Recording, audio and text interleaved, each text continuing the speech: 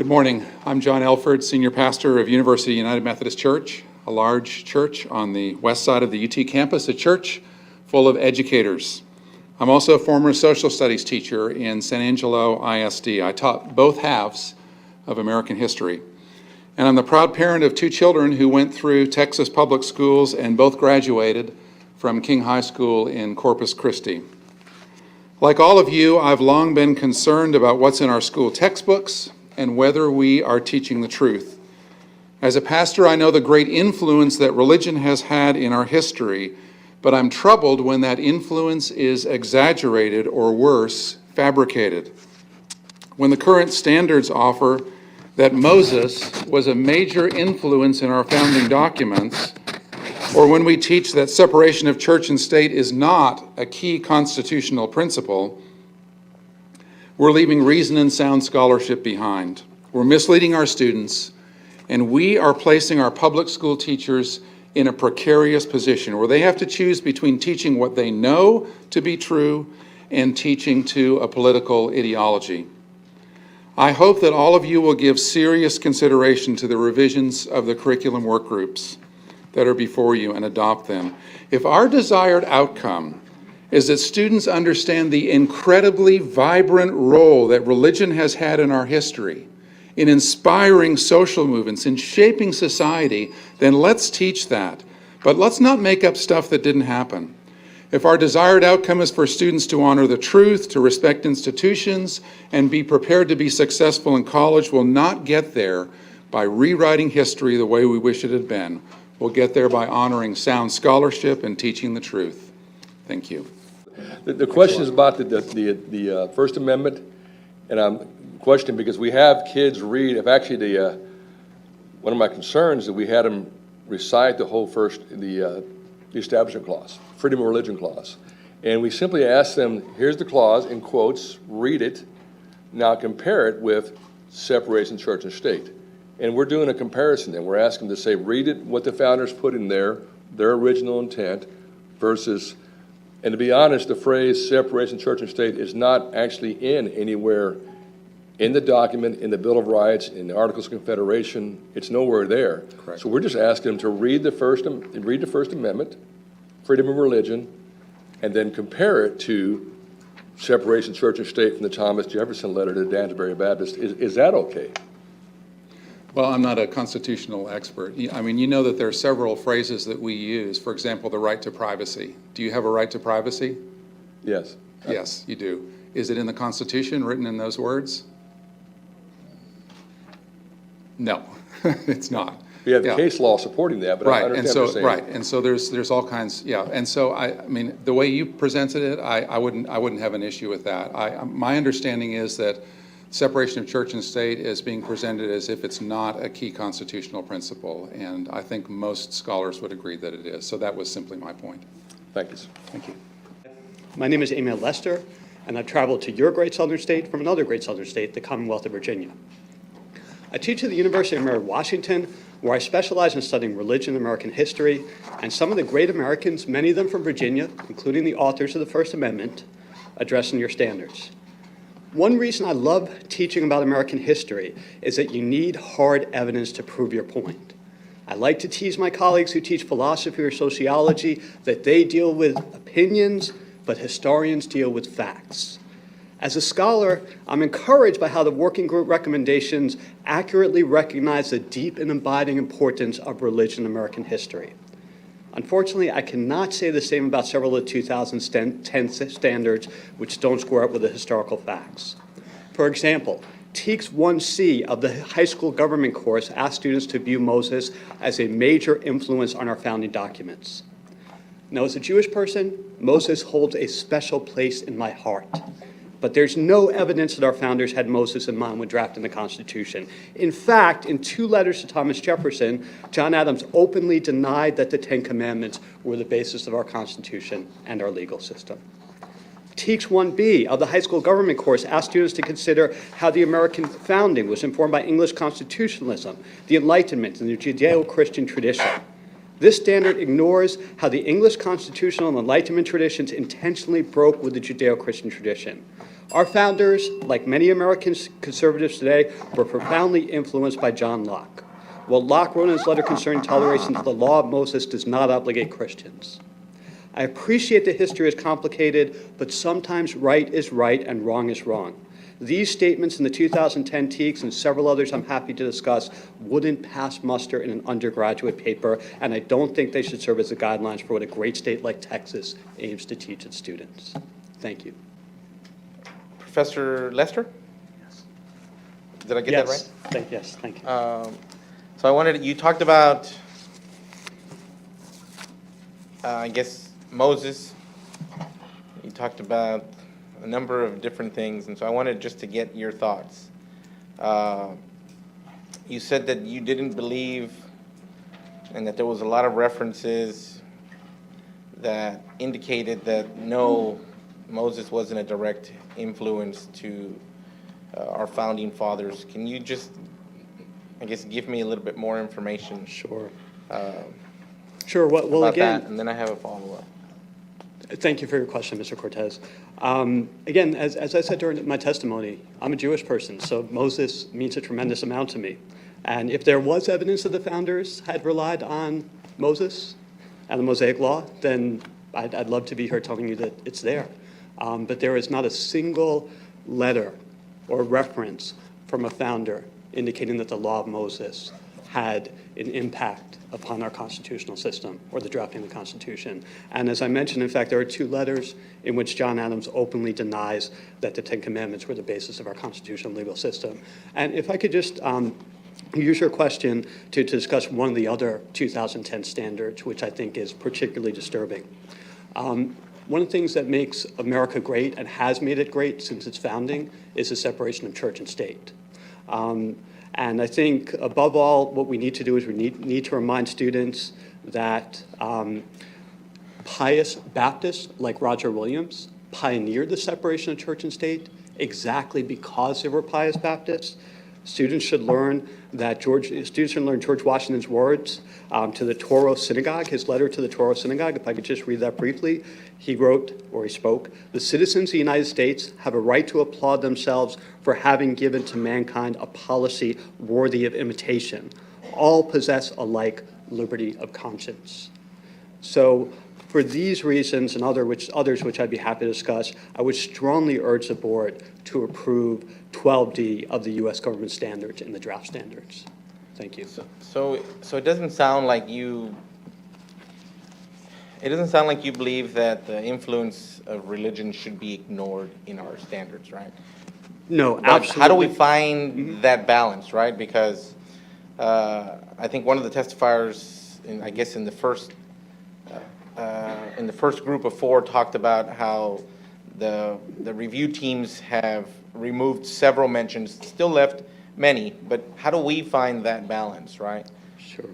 I think it's a wonderful question. Let me just begin by saying that I'm currently involved in a project in the state of Georgia whose goal is to introduce more discussion of religion into public schools. So I am extremely supportive of the idea that students cannot understand world history and they cannot understand American history without robust references to religion. The draft standards have 49 references to religion. I consider that to be robust and they are accurate. The problem with the 2010 standards, whether it's 1B, 1C, or whether it's 12D, which deals with the separation of church and state from 2010, is that these standards allowed political bias to get in the way of truth. They made truth the casualty of the culture wars. And I think that's the bright line. We should have accurate references to religion, but we should not have references to religion which are simply the opposite of the truth. I know in the Supreme Court building, in fact, I remember Governor Abbott, when he argued before the Supreme Court, when he was Attorney General, argued about the 10 Commandments being on the grounds of the state capitol. He mentioned about the great lawgivers, and we had the great lawgivers, and the first one over the head of the Chief Justice is Moses. So I understand what you're saying. They should know something about, I mean, I find it hilarious when I find certain judges who say they don't want the Ten Commandments because they think that, quote, thou shalt not kill and thou shalt not steal might influence a jury. Well, I hope that would influence a jury. So you're right, there's some too much, too little. What is the middle point to be fair and accurate? Well, with all due respect, Moses was a great lawgiver, and the Ten Commandments are great law. They're law that I live my life by, or I aspire to live my life by, rather. But, Mr. Mercer, I think where the 2010 standards went too far is they suggested that Mosaic law and the Ten Commandments were specific influences for the United States Constitution. And that's an assertion for which you need historical facts. And the historical facts are simply not there. In fact, again, as I suggested, if we're going to respect the founders, then we have to listen to what John Adams said. And John Adams said very clearly that the Ten Commandments were not the basis of the Constitution. But I do know when I look at original intent, Madison, who was the scribe, if you will, the Bill of Rights, Madison took in over 300 amendments. He actually put together 12. People don't know that. The Congress passed 12, but the state only ratified 10, and those 10 became our Bill of Rights. But he commented on the freedom of religion.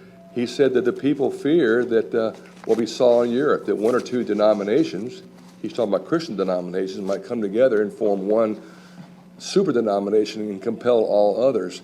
And actually, he had defended 5 Baptist ministers who were put in prison in Virginia because they were preaching the gospel without an Anglican license. So it's very interesting. When I look at Founding Fathers, their concept of the Establishment Clause and freedom of religion. Just sharing that too. I want kids to know the original intent. What they were trying to prevent was a national, actually the original words that they took out were the word national denomination. Right. And they changed it to religion. Well, I think it's, first of all, again, as a Virginian, I'm honored and flattered and proud that you cite James Madison and you get it exactly correct, that he is the primary author of the First Amendment. James Madison wrote in an 1822 letter, and I'm quoting here, "Every new and successful example of a perfect separation of church and state is of importance."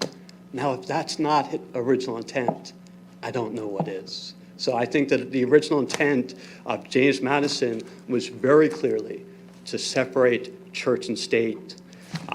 James Madison, a couple of quick things about when James Madison was president. He opposed payment to a Mississippi Baptist church, federal payment, because he thought that violated the Establishment Clause. I'm not going to say I agree with this next thing, but it's a position which James Madison took.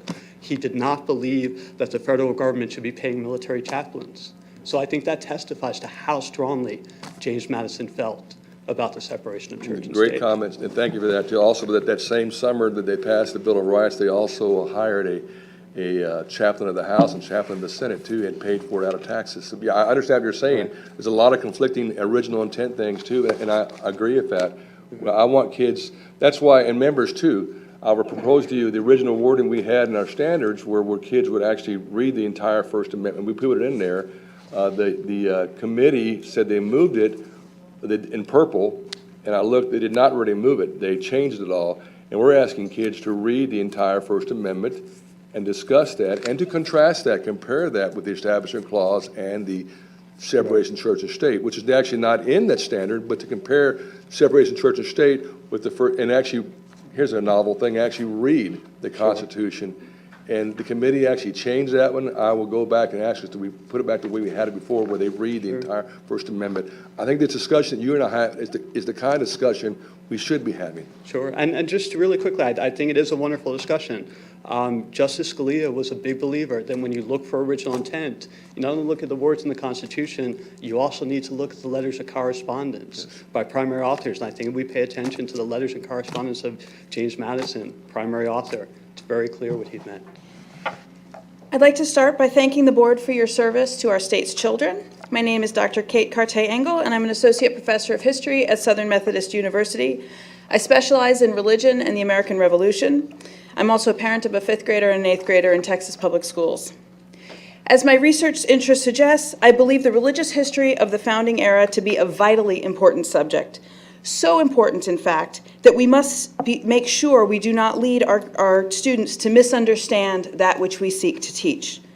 The Curricular Committee has made important revisions, and I would like to provide support for two of them in particular in the U.S. government course. First, 1B. I laud the committee for omitting the reference to the Judeo-Christian tradition with regard to the American founding. The term Judeo-Christian dates only from the early 20th century, and it's important that the members of the founding generation did not see themselves as representing an expansive Judeo-Christian tradition. Indeed, for the vast majority of the political actors in the founding era, extending citizenship rights at the state and federal levels to Catholics, let alone Jews, was jarring and innovative, both for those who saw it as welcome and those who objected. Implying to our students that a modern sense of religious liberalism existed where it did not renders the subsequent United States history of religious tensions between Protestants, Catholics, Jews, Mormons, and numerous other groups incomprehensible to our students. And then very quickly, on 1C, I support removing Moses from the list of founders, actually for a very different reason than the preceding speaker. Moses as a religious figure doesn't match Blackstone and Montesquieu and the other figures about which they can seek parallel historical documents. So it's methodologically confounding, and it pushes our teachers into a position where they have to bypass and kind of ignore the Moses part, or they have to kind of deal with very different issues at the same time. Thank you. Dr. Engel, I had a question for you. You mentioned at the end of your testimony that including Moses as a reference to one of the inspirations for our founding fathers. Can you talk a little bit more about the discrepancies you see in terms of pedagogy, and you mentioned methodology, what challenges that might present for a classroom teacher? Thank you very much for that question. So Moses is not a figure like the other figures on that list. Moses is a very important religious figure in multiple traditions, but the source base we have about Moses is fundamentally different than the source base we have for the other figures on that list. And so when we ask our students to find primary sources, Blackstone is a great example. Blackstone's a really interesting person to include there because most of his constitutional theories run counter to the arguments that the Americans are using, but some Americans use him anyway. And so there's a lot that students can dig into there and get interested about. You can't really do that with Moses because how religious traditions approach Moses varies really substantially. We've cut out the interceding figure or the interceding process, which is how did those who framed the American Constitution, if that's the part of the founding moment you want, or how did those who wrote the Declaration of Independence, or however you want to call identify your group, how did they think of Christianity or religion or Protestantism or priestcraft or whatever, popery, whatever phrase they're using, how did they bring it in, right? So what the current TEAC does is cut out the causal mechanism. I actually think some sort of standard that said, talk and think about how we understand the influence of religion in its myriad and important ways in the founding era is really important. But the way it's currently written, it's kind of intellectually absurdist. And so it asks students, or it asks teachers to just dismiss it, right? And I know this from leading teacher workshops on religion and the American Revolution, helping teachers try to manage the TEACs. Almost universally, they roll their eyes at the Moses stuff. They can't teach it. It's not something that works into the curriculum in a feasible way, which doesn't mean that Christian tradition isn't important or that Jewish tradition isn't important. It's that this TEAC is written in a way that's particularly confusing. If you want students to study the influence of religion in the American Revolution, add a standard that says students must study the influence of religion on the American Revolution, and then figure out what that means, which isn't easy, but figure out what that means, rather than this kind of one sort of twisted way to put it in there. I would like to ask Dr. Engel something that you said on the Moses thing. You were talking about that was not a cause for the American Revolution, but I wanted to point out to you that Moses is in the standards not for the American Revolution per se, but for the creation of the founding documents. Right. So it's important to separate, because I would say that would be very awkward for an 8th grade teacher to put Moses in their American Revolution thing, but it wouldn't be awkward for a government teacher for teaching seniors to explain some of the foundational information that goes into the founding of our documents. I would actually argue that it's more awkward because that government teacher doesn't necessarily have the time or the space to teach the relationship, for instance, between the Declaration of Independence and the Constitution, the time that passes in between to situate it in the American Revolutionary era. So they're actually at a greater disadvantage. But for the influence of the founding documents, the same argument holds true. So there were people who were involved in writing the Constitution who were deeply, profoundly Christian and who drew on their beliefs and who thought that the Bible was an important resource for understanding how, that's all true, right? But in order to show that that's true, the same as for the slavery issue where we need to find the primary sources, we need to look to those primary sources. Those primary sources are not configured to discuss Moses particularly. And that's where you get in the logical trap that you were in this morning with my colleague, saying, well, but where Moses is mentioned, it's in a negative context. Where you will find positive examples is by looking at a broader context for the influence of Christian tradition or the influence of religion. You won't find it with Moses as an individual, and that's where the teak leads us into intellectual problems. So removing Moses actually doesn't preclude in any way government teachers from talking about, the influence of religion in Locke's thought, or the influence, Blackstone hated religious freedom, but he's in there, right? You can get those discussions in there, but Moses is not the right avenue in. So if we look at sermons from the founding era talking about Moses, they generally don't talk about him as a lawgiver. There's a brilliant book by a guy named James Bird who teaches at Vanderbilt, he traces, I think thousands of sermons published across the founding era. And there's a whole chapter on Moses. Where does Moses come up?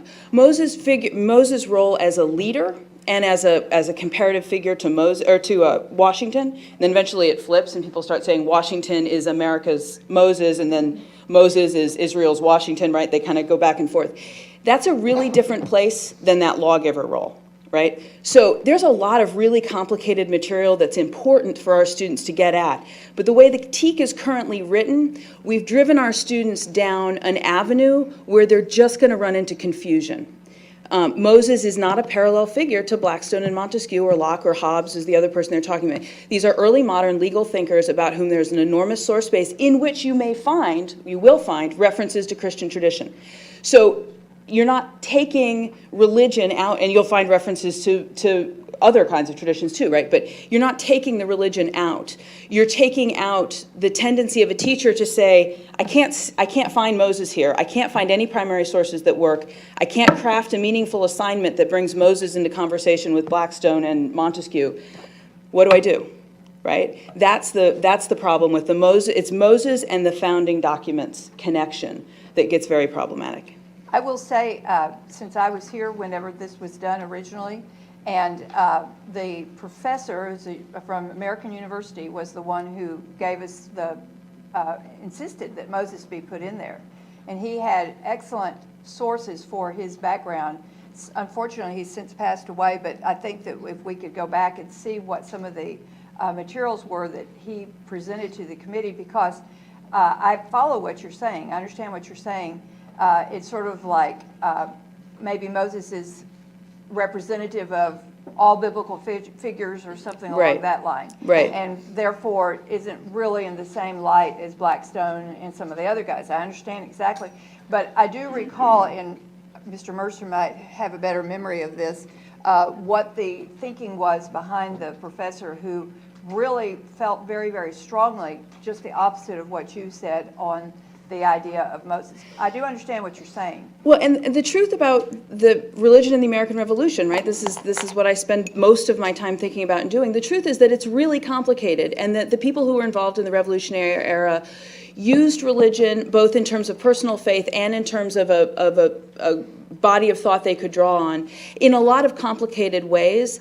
And so it doesn't boil down into a sort of neat and easy thing. And that's where pulling out the Moses makes it really difficult, right? Moses, is Moses a Jewish figure? Is Moses a Christian figure? Right? That's where it gets really complicated, and that's why there are lots of other references in the TEACs where it's just religion, right? Where it's a broader phrase, and that allows for the importance of the faiths and the structures of the time to show through, but the way the TEK is written does not accurately represent either what happened in the past or the best way to teach the role of religion in the American Revolution. And I say that in an intentionally vague way because there is a lot of disagreement about exactly where you want to find, even over what religion is, right? I'm not at all surprised that I have a colleague who disagrees with me. This is a vibrant area of discussion.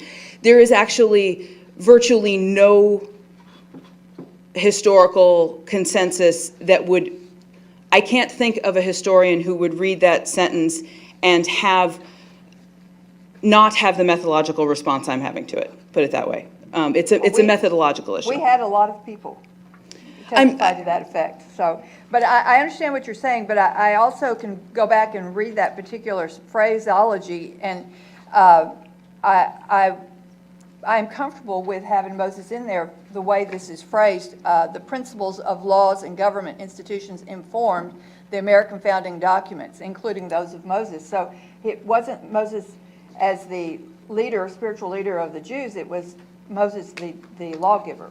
But even there, that you have to clarify which Moses you means that the TEK is confusing. If you want to put into the TEK, when I say Moses, I don't mean the Jewish Moses, I mean the Protestant Moses that was used by the Founding Fathers, you've clarified it. Because what you mean is the Protestant Moses that was embraced by the Founding Fathers, right? That's not the same thing as, and this is why it's problematic, right? Moses as a figure means so many different things, and I don't think our government teachers want to get into that. Maybe our world religions teachers do, but our government teachers, why would they want to hijack the time that they've got, the precious little time they have to talk about our founding documents, which are so important, hijack that into a world religions discussion, which they're not, right? But if what you mean is you want the TEK to reflect what our overwhelmingly Protestant writers of the Constitution believed about Christian law, put that in the TEK. But that's a clarified point. I guess we can agree to disagree. Okay. Happy to. Thank you. Thank you. Yes. Thank you, Madam Chair. Thank you, Professor Engel. I think that after the last line of questioning, it was very clear to me. Like that was a perfect example of the lack of clarity that we're providing to our educators in the classroom when it comes to how they're supposed to deliver this standard. I've been listening to you and to your colleagues up there, and it sounds like, and please correct me if I'm wrong, but it sounds like you're not against acknowledging the influence of religion in our history. Is that correct? No, my entire life's work is studying the role of religion in the American founding. That's right. exactly what I was. I would love get to have I could lecture to you all for hours and hours on this subject. I won't. But and I would take your class. Right. I will not. In no way do I want religion out of the founding era. Right. In no way. So, do you think it's appropriate to teach students about religion and its influences? Yes, in a historically contextualized way. So this is why the other point that I was making about Judeo-Christian is important, right? That when we talk about religion in the founding era, I think it really, really matters that the vast majority of the people who wrote the Constitution were coming from a Protestant, Charles Carroll, and then a Protestant perspective. That really matters because what they meant by religion was informed by their Protestant background. But they wrote the Establishment Clause, and they included the word religion as a noun, right? And that gave us this term over which we've been arguing for 200 years.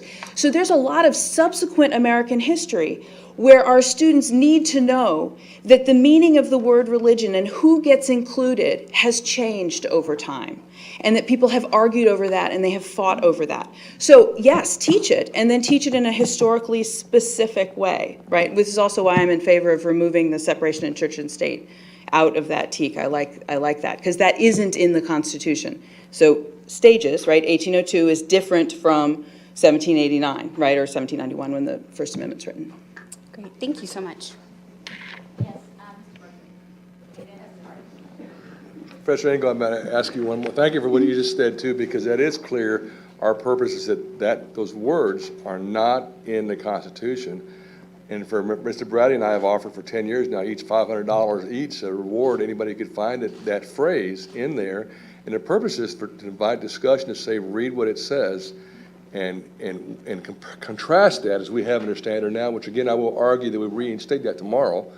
Contrast it, if you read the First Amendment and contrast that to separate the church and state. Here's my dilemma. Help me answer. I'm going to tell you exactly what happened. I was honored to take a choir to Washington, D.C. to sing a national anthem many years ago, 8 years ago, and we were doing a Supreme Court tour, and they got up there, and the tour guide told us, they had the lawgivers, right? And the kids are pretty good. I working for some of them, but they said, well, how come the guy in the middle is full-faced, other guys were all side? They go, well, the guy in the middle was Moses. And they said, what is he carrying? And the tour guide said, what is that? Well, he has these things 1 through 5, 6 through 10. And the tour guide said, oh, well, that's the Bill of Rights. He said, that is the Bill of Rights. And I had to interrupt and said, I think he's carrying, I'm being very honest. I wish I was smart enough to make this up. I'm not. Some of y'all would love to hear that, by the way. But I said, I think he's carrying the 10 Commandments. And the tour guide said, no, that would be a violation of separation of church and state.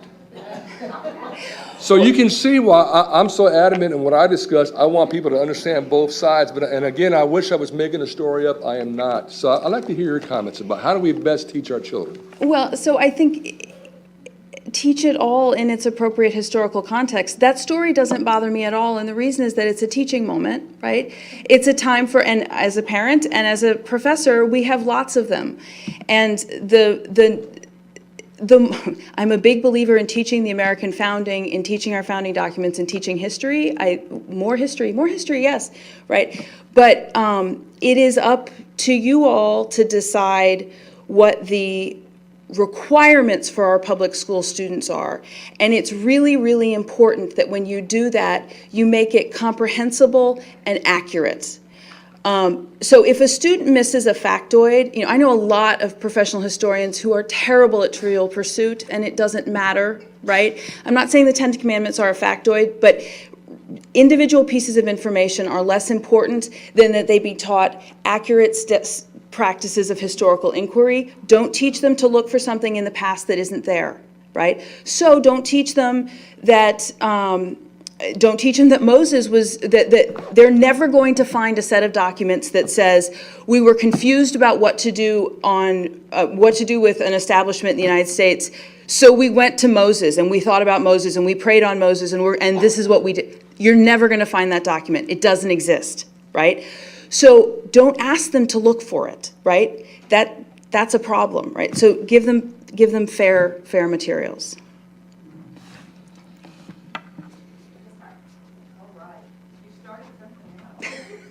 I said I could talk about this all day. Not on what you testified, but along the lines of what your background is.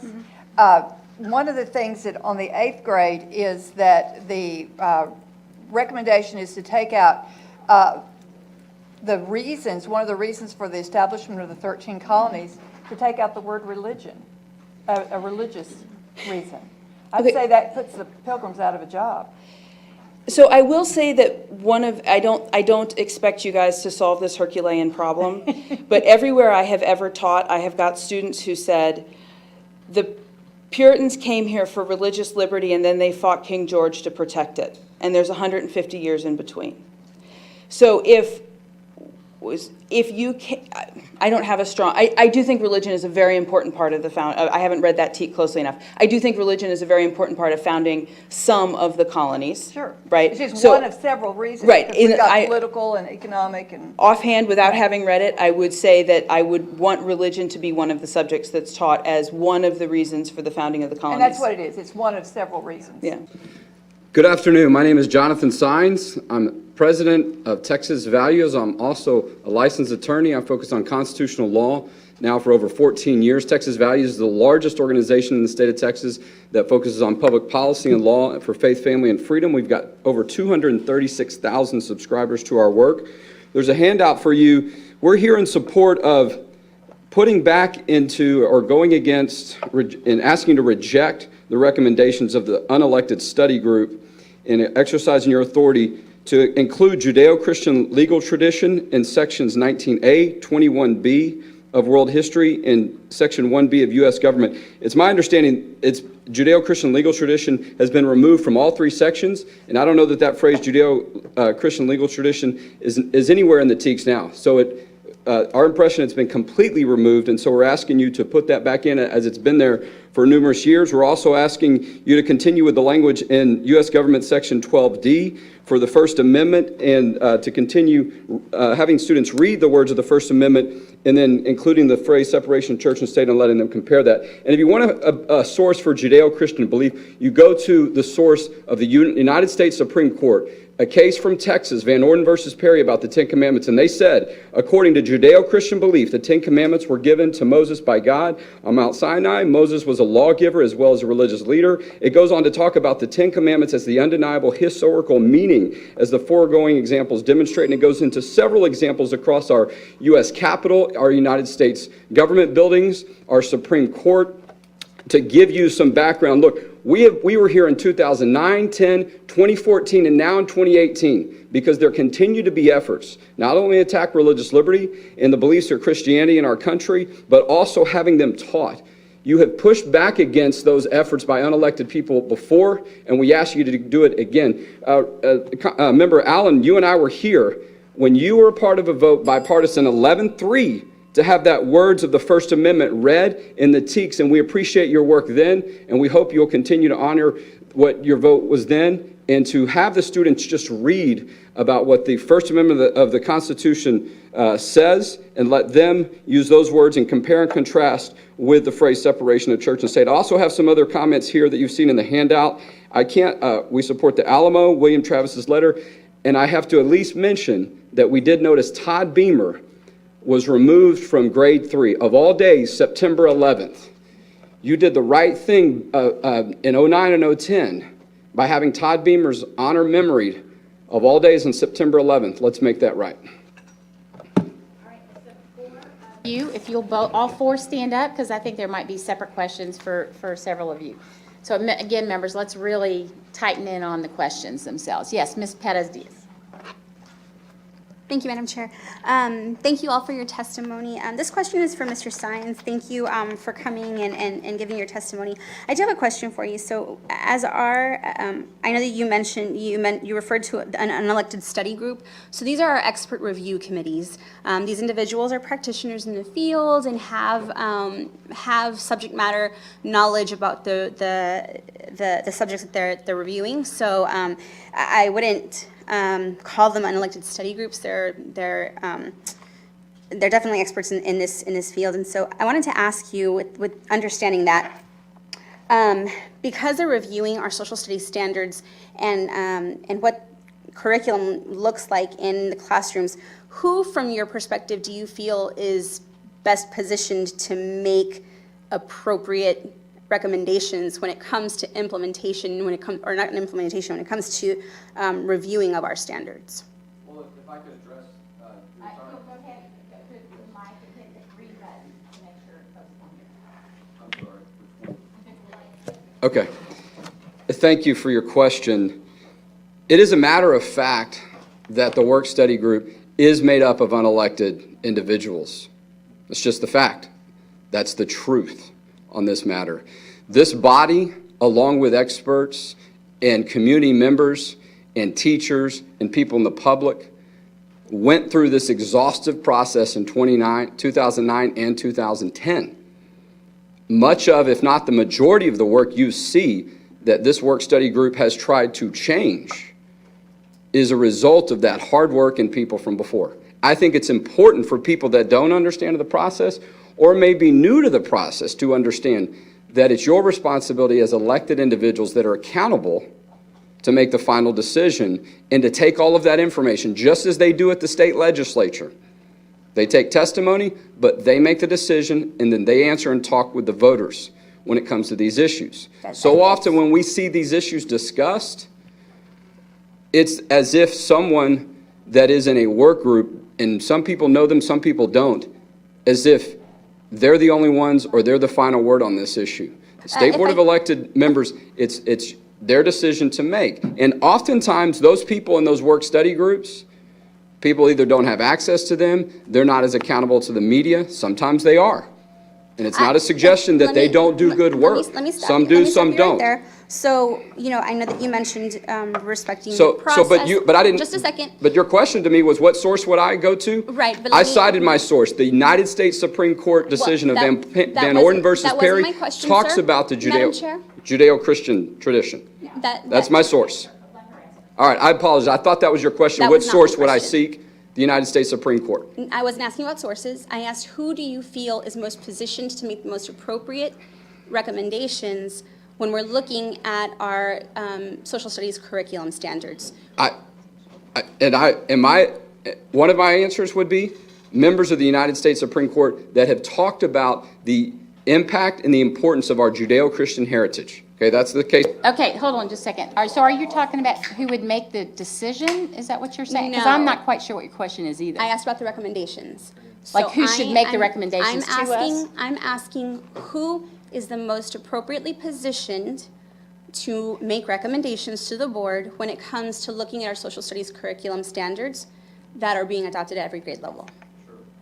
I think that the State Board of Education elected members, I am comfortable with them seeking a variety of different individuals and sources and not just stating that there's one. I think it's important, though, for people to understand their elected representatives expect them to make the decision to gather that information. And that's why I'm focusing on this U.S. Supreme Court of Van Orden versus Perry. This is the highest court of our land, recognizing the Judeo-Christian history and tradition that relates to law, that goes on to talk about Moses and all these traditions, signifying if our U.S. Supreme Court thinks it's important, that's a good enough information and source for this body to see it's important.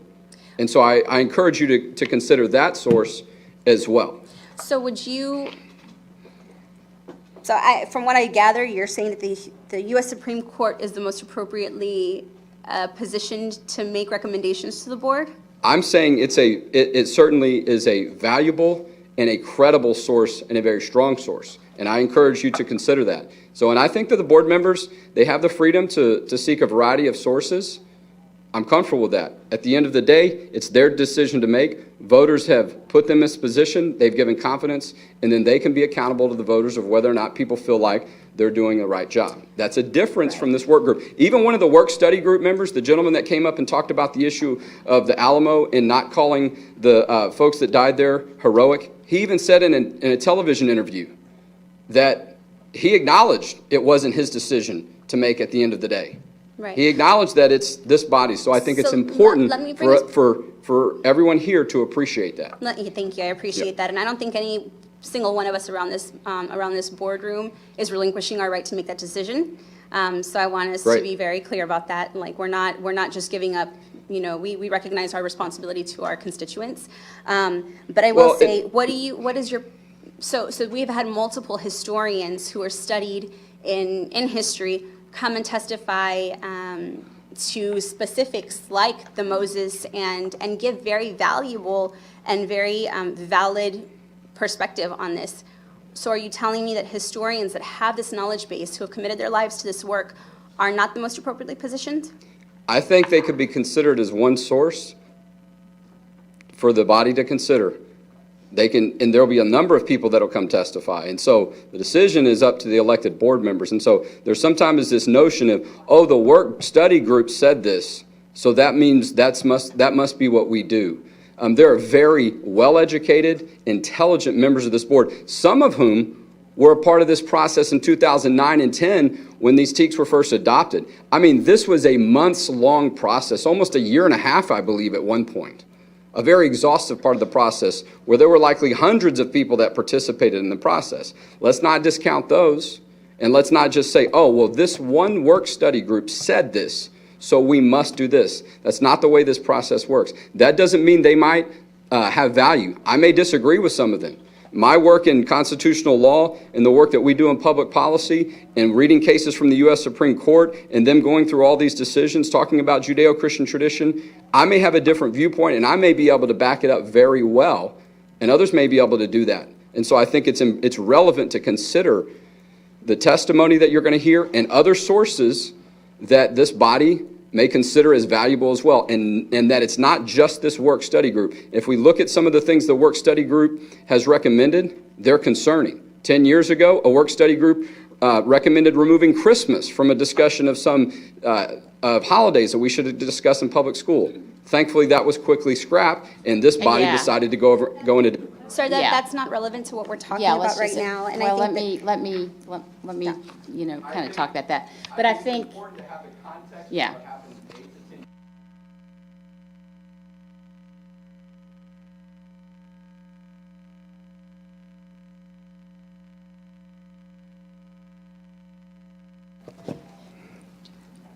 Is that good? Okay. Any other questions of this particular panel of four? One question. Could you, Jonathan, could you spell the first name of that law case that you keep referring to? Are you saying Van Horn? Van Orden versus Perry. VANORDEN versus Okay. Perry. That was the United States Supreme Okay, Court thanks. from the state of Texas. That is the exact reason at the end of the day why we have 10 commandments on our Capitol grounds as a recognition of law that has an impact and influence on our government and our society.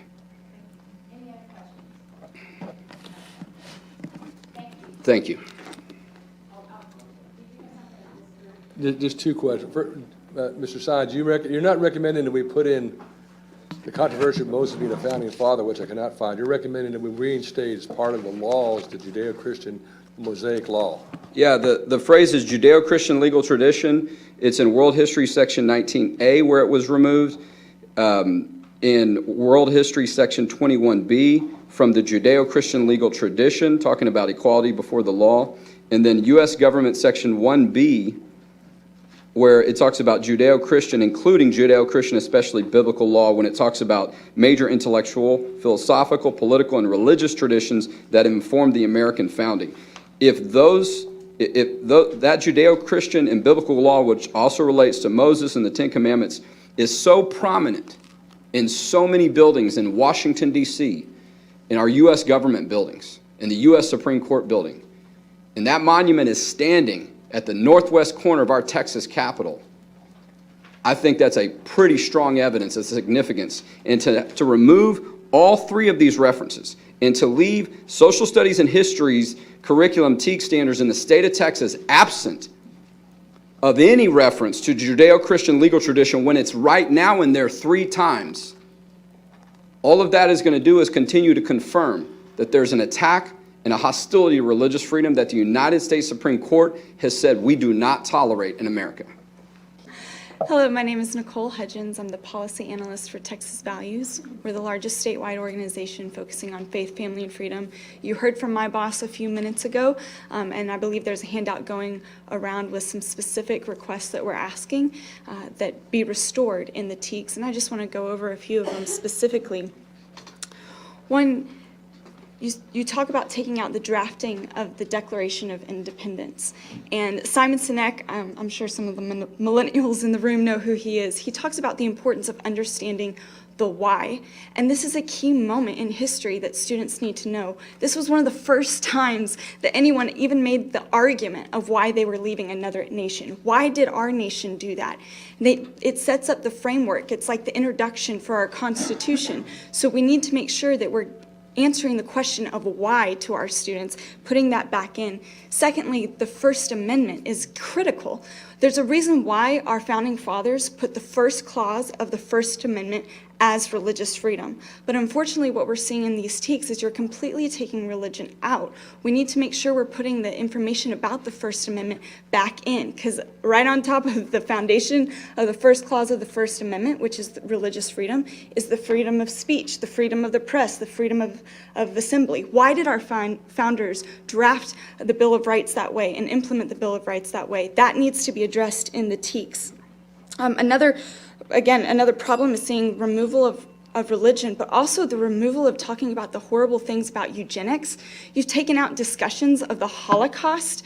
Streamlining the deaths of 6 million Jews is not a good idea when it comes to what we're teaching our students. These students need to know what happened in our world history. And as the descendant of someone who fought in the Battle of the Bulge, we need to specifically discuss why we were in World War II, not just what happened. So for these reasons, I encourage you to put back in what was in the original TEKS before this workforce group removed a number of important issues. Thank you. My name is Darren Huff. I live in District 10 and am represented by Member Maynard.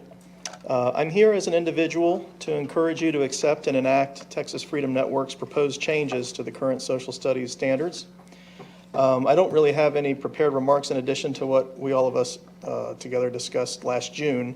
I just wanted to ask that you review TFN's analysis, again, which is downloadable at tfn.org/. How do you hear? There we go. There. Yeah, sorry. Okay, my apologies. So I just to, not to talk over the website, there, TFN's report's available at tfn.org/teeks-2018.html. And so I'm just here to ask that you please review it before making decisions tomorrow and later this week. It's 30 pages. I think you'll find the analysis detailed and persuasive. And as always, I thank you for your consideration.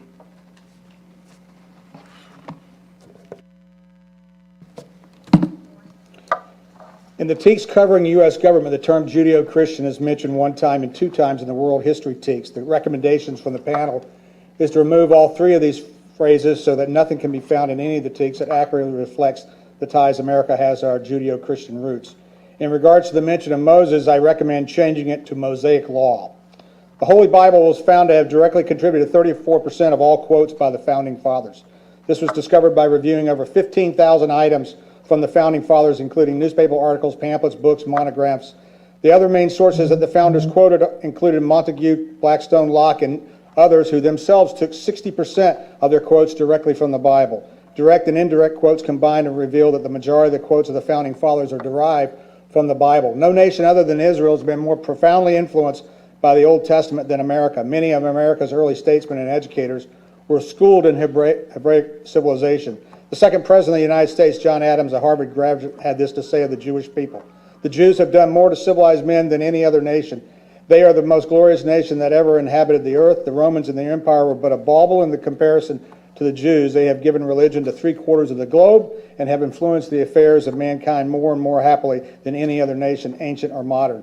During the colonial and constitutional making period, the Americans, especially Puritans, adopted and adapted various Hebraic laws for their governance. The legislation of New Haven, for example, was based on the premise that the judicial laws of God as they were delivered by Moses.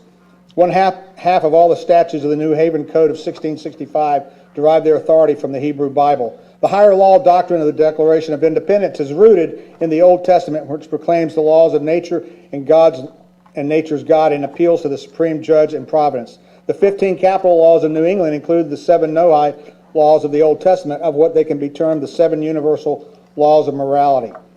It should also be noted that the constitutions of 11 of the original 13 states made provisions for religious education. The House of Representatives represents 435 districts of the United States, where the people of each district elect one person to represent their views and their interests. The idea of district elections is implicit in the Bible teachings found in the Old Testament. I'll skip to the end. It is wrong to diminish the nation's Judeo-Christian heritage as it is to deny it. The removal of these TEKS diminishes America's cultural roots. Removal of the phrase Judeo-Christian keeps Texas children from learning the truth. Please delete these recommendations from the final report and change Moses to Mosaic law. Okay, thank you, Colonel White. Are those 4? Okay, the 4 testifiers step back up, please. Any questions of the last 4 testifiers? And my statement doesn't exactly match up. I had to make some changes to my quotes, so I'll provide you an updated copy. Okay, duly noted. Mr. Mercer. Thank you. Just 2 quick questions. First, one to Ms. Nicole Hudgens and one to Mr. White. And I apologize, too. I'm actually looking up things on eugenics, and it sends me commercials on my thing, so whatever. My question is about eugenics. In the study, we talk about, I think, Darwinian socialism theory, and then eugenics, and then we went on to the Holocaust.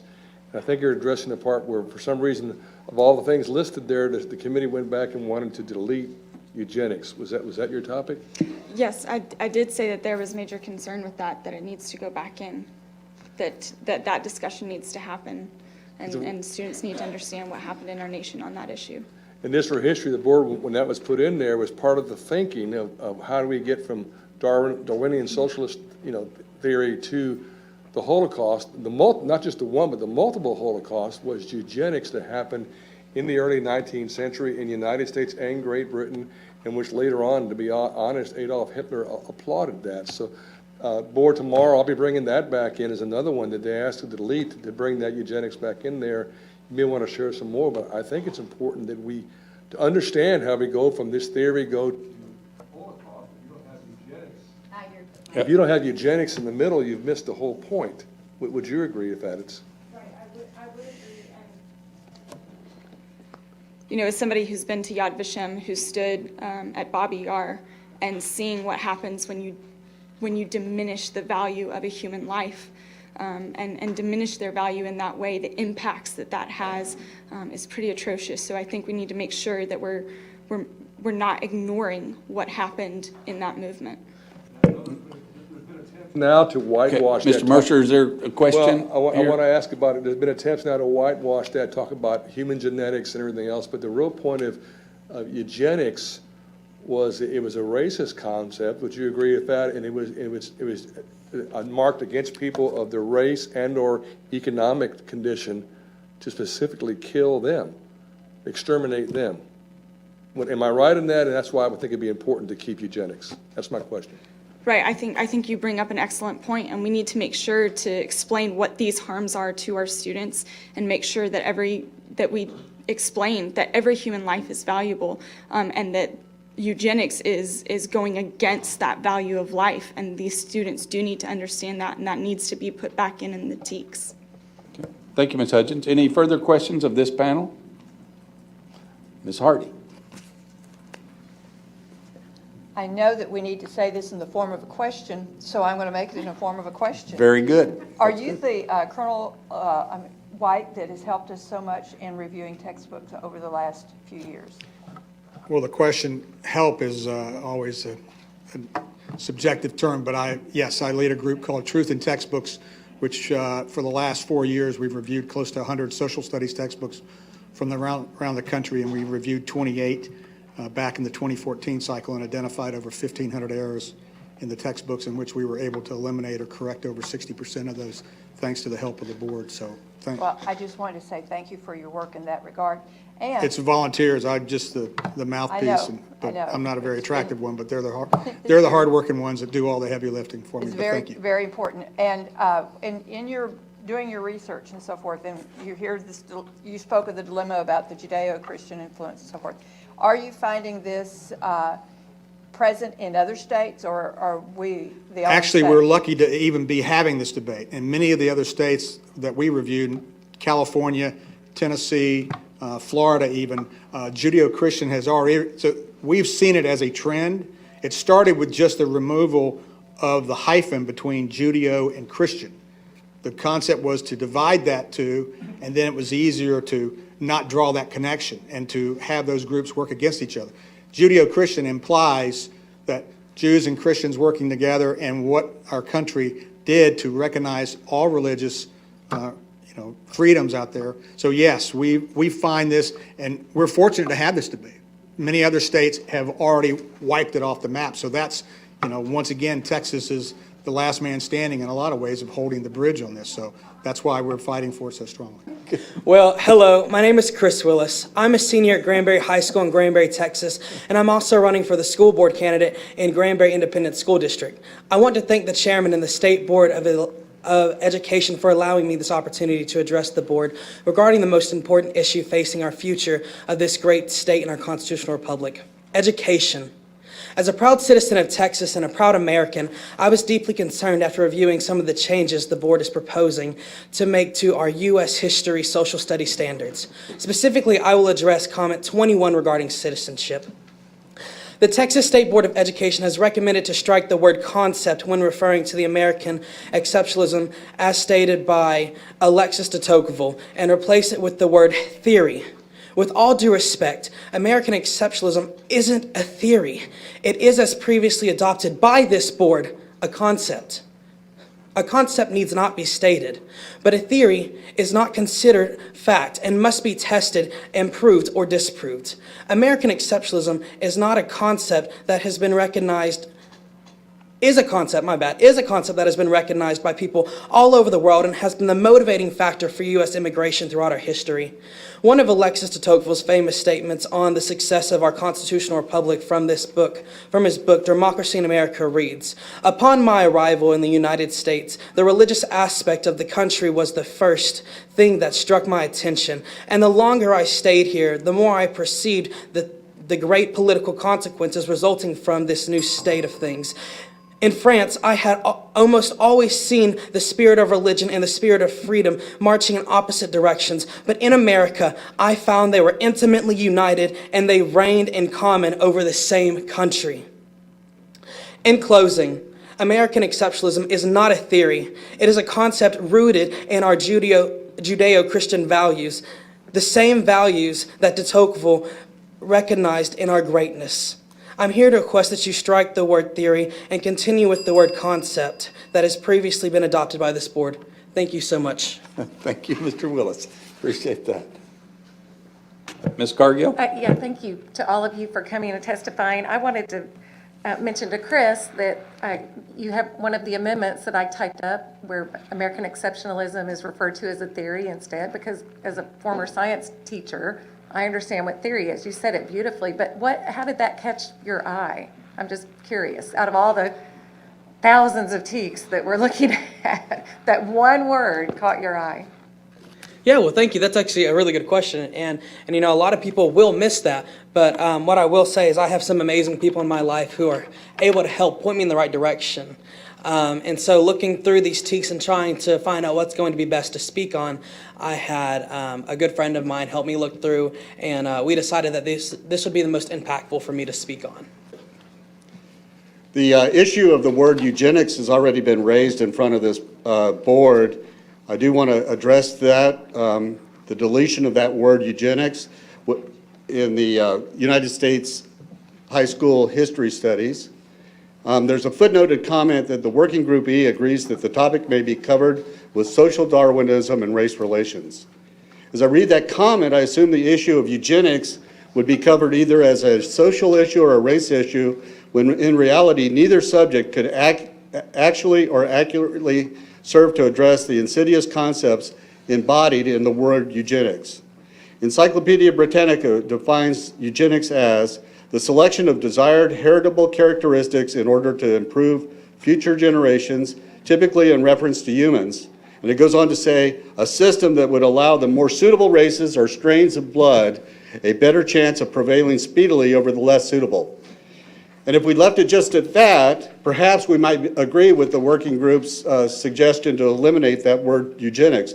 Unfortunately, the word carries so much more throughout history and has been used as a science to wreak so much havoc in the world that I think that we must retain the use of that word so that our young people can understand what is embodied in that concept.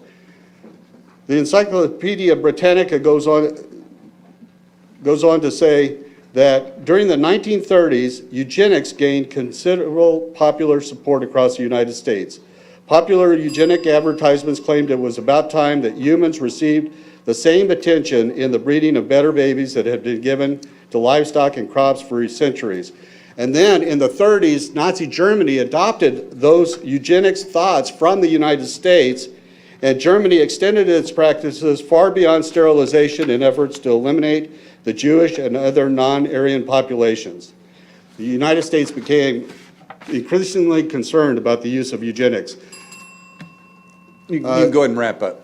As technology and medical science progresses, we acknowledge that the pace of those changes is really outstripping our ability to fully and properly consider issues like cloning and genetic engineering. We must recognize that now more than ever, we are obligated to teach our young people concepts like eugenics. Our students must understand the implications of these changes through the appropriate filters of ethics, morality, and religion. And it's so much more difficult for them to understand these changes if we even fail to use the word that accurately describes these ideas and concepts. Mr. Harrell, if you'll wrap up, please. I would urge you not to streamline this word, this important word with all of its implications, out of the vocabulary of our high school students. Thank you. Thank you, sir. Okay, very good. Any other questions? A question from Mr. Mercer. Yes, for the gentleman, Mr. Harrell, about eugenics. Just a quick question, and it may be for the board too. As I read this, something weird happened. I'm with you. Eugenics should be in there. Right. Am I correct? To understand social Darwinism as a issue of immigration and later even Holocaust, that's need to be understood. Is that a clear thing? To understand that progression, that should be in there. Well, that's exactly correct. And I don't think that social Darwinism or race relations actually incorporates eugenics. And then I would It's argue, a separate concept. board members, that something strange happened. They deleted eugenics and they added a whole new thing called a Scopes trial. And I thought we could not add things. So my motion would be to put it back where it was, delete the Scopes trial, and keep in eugenics. Thank you. Yeah, there's not going to be much in there except unless you want a copy of the Ten Commandments, but I'm going to try and burn through this as quickly as I can. I was pretty optimistic when we got started. It says at the top of my paper, "Good morning, members of the board." Yeah, well, perhaps that. So good morning, everyone. Today I'd like to talk briefly about proposed revisions to high school and middle school textbooks, primarily the push to revise student learning expectations to include Judeo-Christian principles and biblical law as founding influences in our nation. The push that I've seen to include Christian stories as founding tenets to our nation is appalling. While I understand that many of us have grown up hearing them, teaching them as if they were notions, or as if they were notions of justice and democracy, where they come from, does our children a terrible disservice. Society existed long before the Old Testament. Even around the same area, Sumerian and Babylonian societies established societal systems with similar values to those espoused in Torah. Prohibitions against things like murder and theft included, yet those societies and religions are curiously left out of the proposed language. I'd like to stress that this is not nitpicking. By including one religion over others in our school textbooks, we teach the next generation that one faith tradition is in some way more valid than another. This is the job of parents, not teachers. Looking at the student expectation, I identify one. I'm not going to read the whole thing, don't have a whole lot of time. I'll say it's to identify the Jewish Ten Commandments for its political and legal implications. I challenge the board to justify the Jewish Ten Commandments. And in case you've forgotten them, I'll read them to you with the amount of time that I have left. 1, I'm the Lord your God who brought you out of the land of Egypt. This is a direct contradiction to the First Amendment Establishment Clause. 2, you shall have no other gods before me. Same thing. You shall not take the name of the Lord your God in vain. Still don't see where we've gotten to our American justice system. Do we see a pattern? Remember the Sabbath, keep it holy. Honor your father and mother. Oh, it's a nice idea. Number 6, thou shalt not murder. Finally, a law that's on the books. Yet still this is redundant, as prohibitions on murder in civil societies has been enforced as long as we've been able to record them, unless you count slaves, which the Torah accepts. Skipping on, I'm an atheist. This means that I do not have a dog in the race. I will not be teaching my children that one faith is better or worse than another. Instead, I will share that human societies are shaped by human hands. Our understanding of where we came from informs where we decide to go. And in your process of slimming things down and making sure that our teachers can be able to teach our children, I urge you to keep that in mind. Thank you. Thank you, Mr. Murphy. Mr. Raw or Ray? Thank you. In earlier testimony a few months ago, we heard this board heard a spurious claim made up by a Christian propagandist alleging that James Madison praised the Ten Commandments as a necessary basis for government, but he never said that. Instead, Madison said that establishing legal provisions for the Christian religion would be a dangerous abuse of power. Madison consistently advocated for separation of church and state. Our students deserve to know the real basis of our nation and how the Founding Fathers were more inspired by Greek democracy and English common law and not so much by anything biblical. We know that they were less inspired by imaginary characters like Moses, from a list of no more than honorable mentions, than by their primary inspiration, including real-life Enlightenment thinkers like John Locke. Our Constitution was definitely not based on the Ten Commandments either. The style of government associated with Moses is akin to Sharia law under the Taliban, not an amendable constitution of, by, or for the people. And that's why none of our founding documents mention the Christian God, and we have no federal laws honoring, establishing, endorsing, or enforcing any religious position or heritage.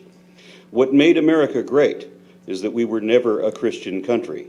Because ours was the first nation established as a secular government, we were the first to be able to provide true religious freedom, because the state could not establish a religion of its own, which would automatically diminish all other faiths.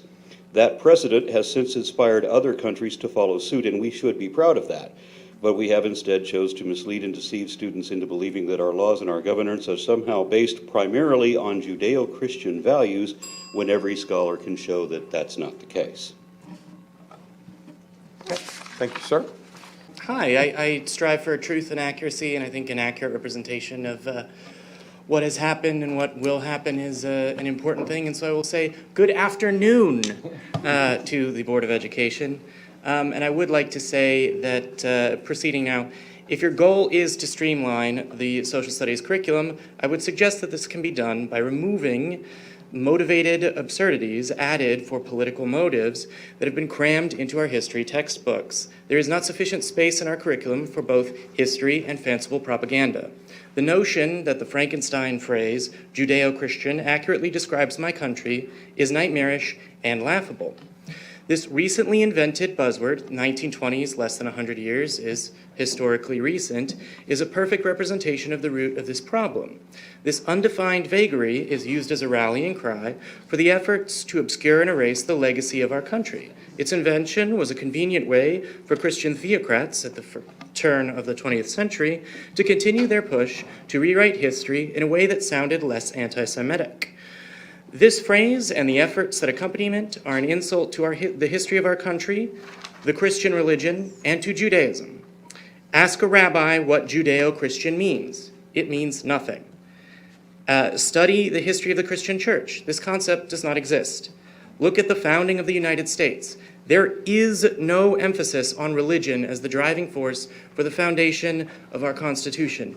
There is an emphasis on the importance of the separation from religion and government, and to that degree, our founding fathers addressed the issue of religious liberty and independence. Our founding fathers came from a continent full of religiously designated leaders and kings who were said to act with divine authority, and they said, we're going to leave that behind, we're going to leave that on the other side of the sea, and we are going to live in a nation that takes no part. We're going to live in a country whose government doesn't pretend to be a church, and we are going to allow everyone the rights and freedoms to think and to say and to pray the way that they as individuals and as groups would like to.